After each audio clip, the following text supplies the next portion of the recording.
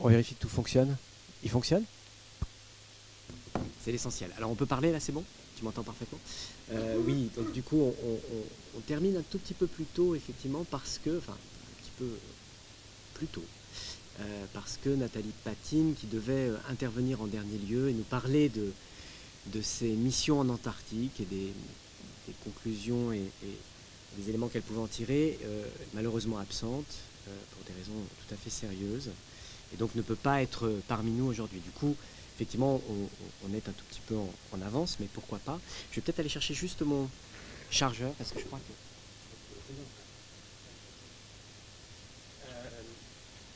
Alors, c'est vrai que je m'étais un peu... J'aime pas ces chaises, elles sont trop basses. Un peu engagé à faire une conclusion, alors je m'essaie à l'exercice avec un peu l'impression de parler pour ne rien dire après toutes ces communications et j'allais dire la qualité de celle-ci. Alors, comme on l'a fait en introduction, et comme on ne le fait jamais assez, je tiens encore à remercier. Remercier ici le comité scientifique, les absents, qui se sont tous bien sûr excusés, mais Ima Forino, qui est presque confiné à Milan, Marion Trousselard, qui est coincé en Indonésie, Javier Contreras, qui réside à Lausanne, et Aurélien Fouillet, qui était requis à l'ANSSI cet après-midi. Et qui malheureusement donc n'était pas là présent pour cette dernière session. Et puis de remercier les présents, les très présentes, Annalisa et Charlotte.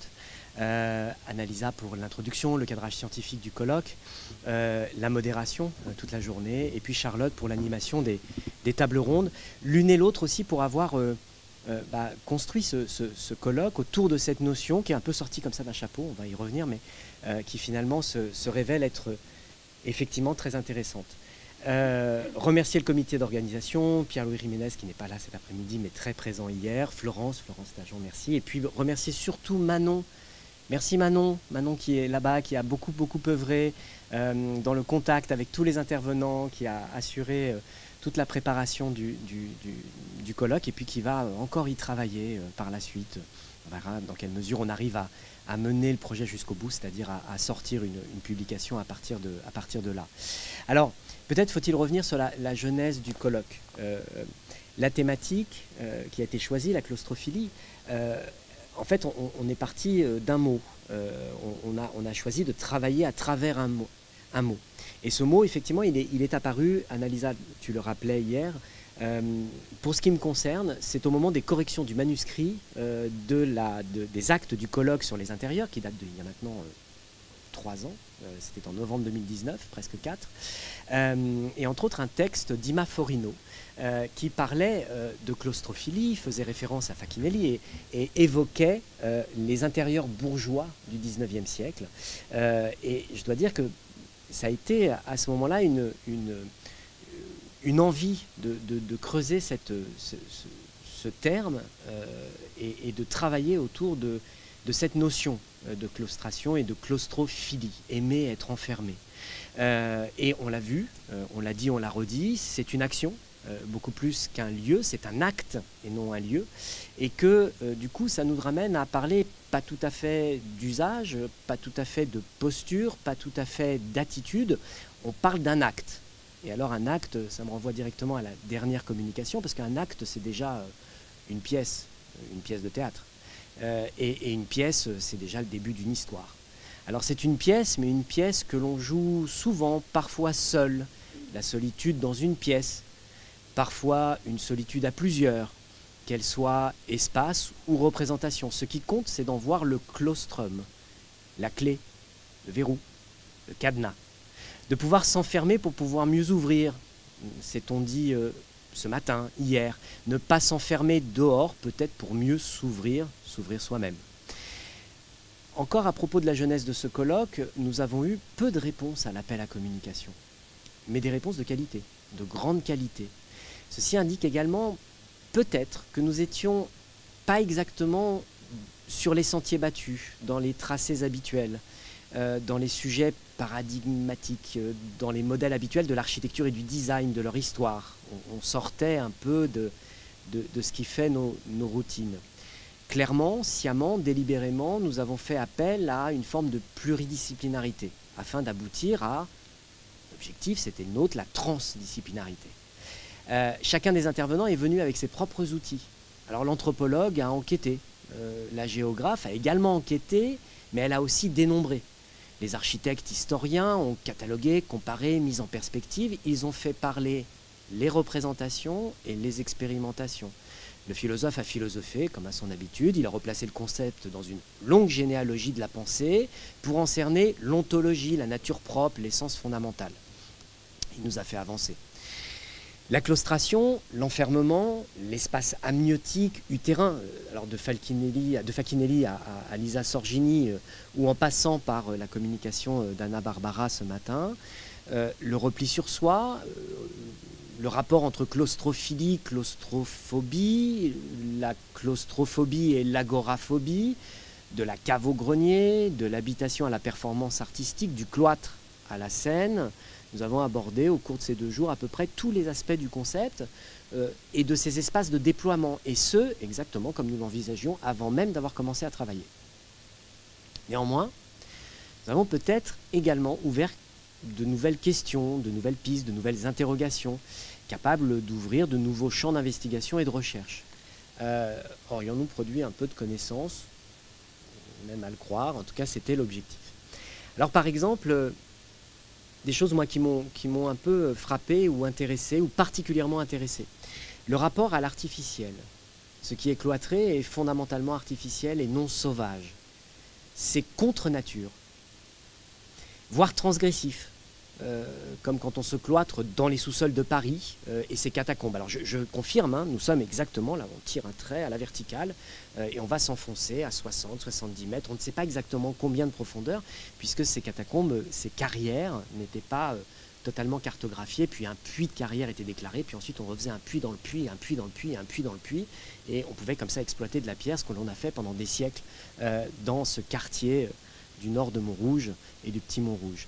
Que l'on se retire dans un pavillon de banlieue, on l'a vu avec Huysmans, dans son terrier kafkaïen, ou que l'on vive la nuit dans les espaces underground, que j'ai mis volontairement en italique, de la boîte de nuit au bureau de tabac ouvert H24, ou que l'on se blottisse, j'ai bien aimé l'expression d'Aurélien, dans une capsule sonore improbable. On a peut-être aussi abordé la question du rapport au temps, en reprenant les termes de Charlotte Poupon hier, lors de la dernière table ronde. Le confinement, c'est une unité de lieu et une pluralité de temps. La nuit, c'est une unité de temps et une pluralité de lieux, avec certaines communications, celle à propos de Lebus Woods hier, ou voire celle à propos de Huysmans et le personnage d'Arobourg, c'est une soustraction au temps et une soustraction au lieu, voire même, plus encore, une soustraction à la programmation du lieu. Dès lors, parce qu'on est quand même dans des écoles d'architecture, de design, si l'on pose la question de la programmation, on pose celle des usages d'un acte, celui de la claustration, et donc on va poser la question de pourquoi faire, pourquoi on va se cloîtrer.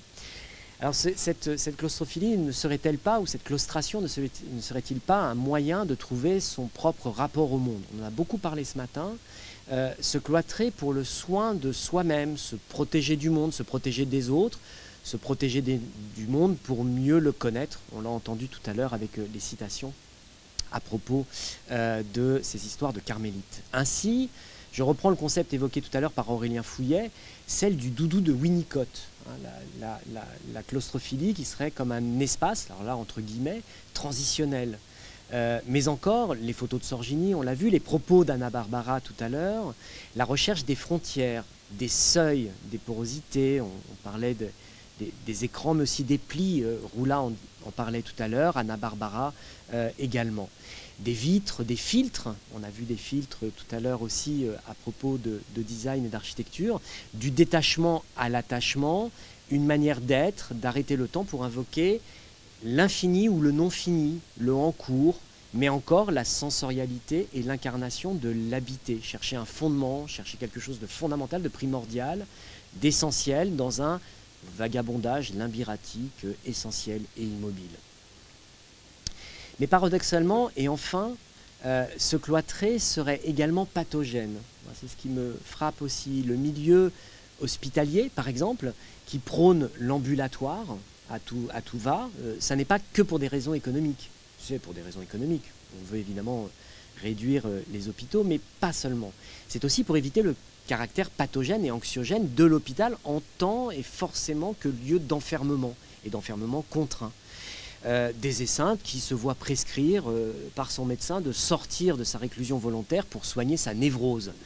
C'est encore la caverne de Platon dont il faut absolument sortir.